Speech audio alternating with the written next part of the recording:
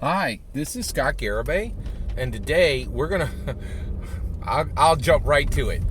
In case y'all didn't understand this, in case anybody missed it, the U.S. presidential race, the U.S.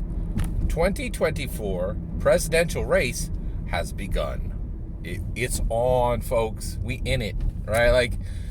Normally this doesn't start until like 18 months before go day, which is going to be like, I think it'll be, November 2024, right?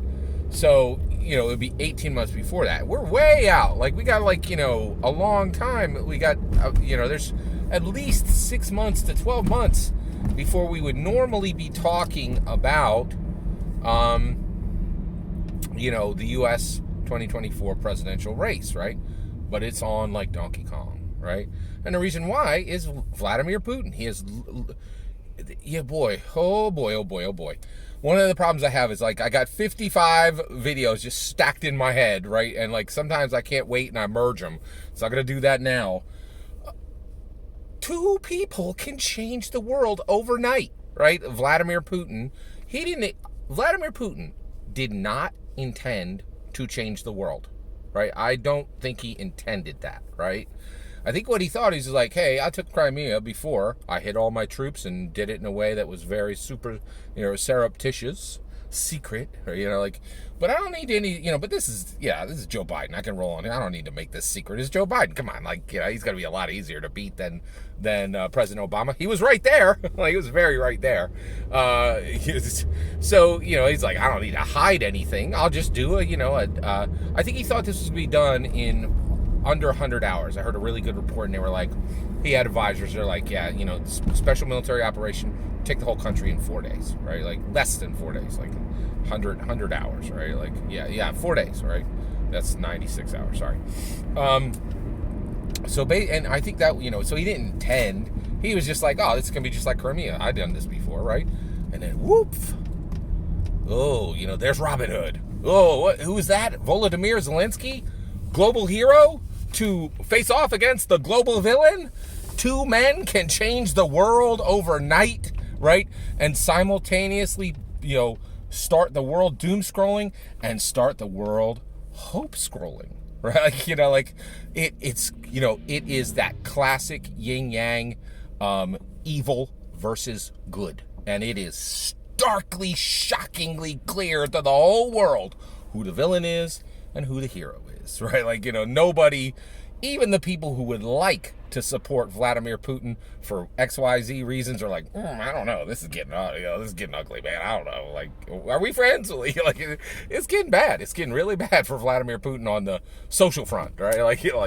So it's really something, right? But if you ever thought that your choices didn't matter, pay attention. They matter. Like, you could change the world overnight and ruin it about everybody's lives, or give them hope that no one can ruin your life, and that and that we're going to see a way that there can be a path through, a path of hope that nobody expected, and that a lot of people are like, oh, it's connect the dots, do this, everything goes right, everything goes bad or everything goes right, and the reality is nobody knows, right? So if you don't know what an action, if you think what a certain if I take this action, this will happen, right? You think that, right? But the reality is we live in an incredibly complex world, and when you take actions, you don't really know the outcome. So if you don't really know the outcome of each action, how do you live? By principle. Do good, avoid evil, right? Like, do good, don't do evil. That's, support heroes, don't support villains, right? And don't even give them space in your mind to see a path for their success, right? Like, because we do live in a world, I believe, thanks to the global hero, Volodymyr Zelensky, that we live in a world where heroism can defeat villainy, right? And that's what I want to see. I want to see heroism defeat villainy. And I am willing to pay a very high price to see that happen, right? Very high price, right? And I think every nation in the world should be willing to do that, because you live by principle. You don't look at the cost, you look at what's right and you do it. That's the way of the world, right? That's the way the world should be, right? rather than like, oh, if I do this thing, I'm afraid this terrible thing will happen, right? You don't live by fear. You live by courage. You live by principle, right? All right. So, so everything's moving forward, right? And we're moving into this state where we're trying to see, how all of this actually shakes out, right? So with that, with it, as we move forward, right, with Volodymyr Zelensky, serving his role, and Vladimir Putin, very unfortunately, serving his role, we have to decide as American citizens, right, who is going to be our leader, right? So the U.S. 2024 presidential race is on like Donkey Kong. It is starting right now, okay? Now, who is in the running? Okay, well, actually, you know what? Let's not even, okay. So first we got to say it, right? We got to say it. A lot of people don't even, like, Colbert is like, Colbert won't say Trump, right? He's like, T, asterisk, asterisk, asterisk, asterisk, asterisk. I know why he's doing it. He knows. He knows. Every time Trump's name is said, he's like Voldemort. He gets stronger, right? Like, and so, but Colbert can't stop talking about it, right? So Trump is the biggest issue, and I've heard actually Bo from the Fifth Column. This is his language. I'm going to jump off it like a diving board. He said there are people coming for Trump, and they don't even want the presidency. They want to salvage the Republican Party. That is very correct, right? Because essentially, the Republican Party really is no longer existent. The Republican Party doesn't actually exist right now. It is the Trump Party. If he runs, it is going to be virtually impossible to defeat him. There will be like a 1% chance for anybody to defeat him, right? But if he runs, there's a 99 chance. Now, there is a couple things that could save us from a Trump future, okay? One, he may look at Biden and go, you know what? It is, if Trump runs, right, he will be our second 80-year-old president, right?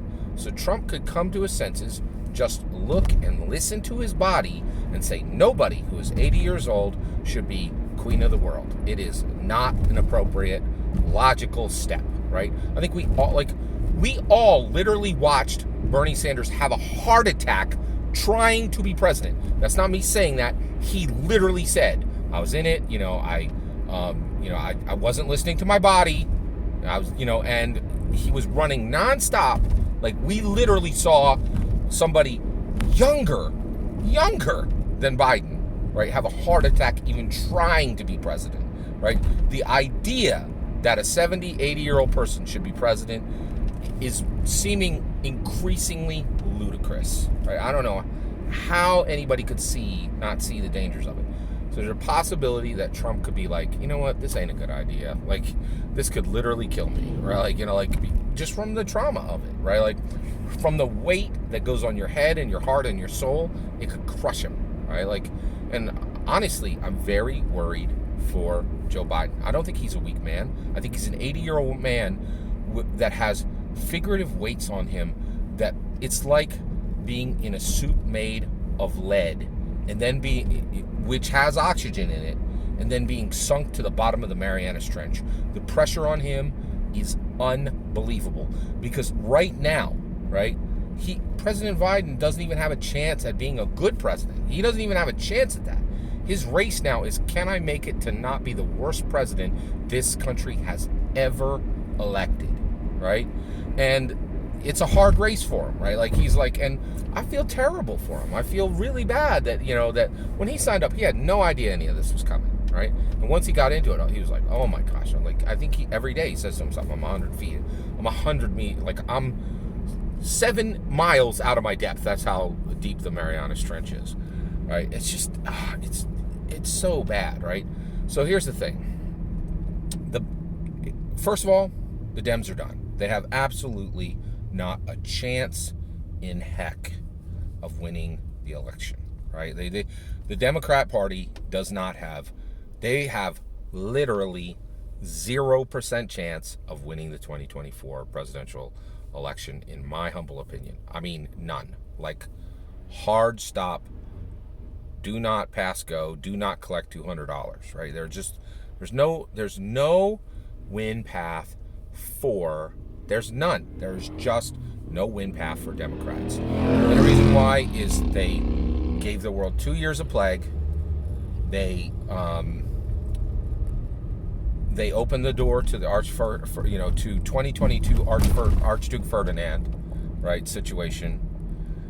They dropped the balls that they were handed. They dropped American hope, American security, and American wealth, right? Inflation through the roof. They didn't handle a single crisis they encountered, and they built a world where the greatest crises America has seen since 1942 are upon us. It's incredible how bad they did, right? So they're finished, right? And I know a lot of you out there are Democrats or hopeful, and but the reality is you only got two options. You can try to put the best candidate. You could try to salvage the Republican Party and make sure the Republican Party can successfully primary Trump and get him out of the party, which is what I'm hoping. I want Trump out of the party, right? Because I don't want the Trump party, and that's what it is. The Republican Party with Trump as president is not the Republican Party. It is the Trump party, right? And I don't want that. I do not want another 4 years of the Trump party. I want the Republican Party back, right? And if you are a Democrat, you need to get yourself you need to get registered as a Republican right now, because that's what you can do to help the world most, right? Because the reality is the only real decision point is going to be on the Republican Party or on a third party candidate, right? I'm not discounting third party candidates yet, right? That's a much wider conversation. It's going to take some time to have it. I'm interested in that conversation, right? And I think it's like, honest. I get it. Third party candidate. The moment you hear it, you're like, hey, thanks for that crazy, wacky, loony idea. Like, but that's not going to help, right? Like, it's never helped, right? It's never happened in the entire history of this country, right? So people are very, very legitimately skeptical of the idea of a third party. I get it. But the whole world's been turned upside down by Zelensky. I'm sorry. Well, yeah, kind of by Zelensky. He's given us hope, right? Like, and I don't think we had that before. Like, as crazy as outlandish as this sounds, right? We now live in a world where Volodymyr Zelensky gave the entire world hope, right? And honestly, before February 23rd, where were we looking for hope, right? We weren't seeing it in Fauci. We weren't seeing it in Biden. We weren't seeing it anywhere in any U.S. politician, right? We certainly weren't seeing it in American media. Like, there was nobody on the global scene who was like legitimately giving people hope, right? So, in case you didn't notice, U.S. 2024 presidential race is on like Donkey Kong. We're in it right now. It starts today. All right. That's my opinion. What do you think? Love to hear your thoughts. Let me know in the comments below. Please consider liking and subscribing, and have a wonderful millennium.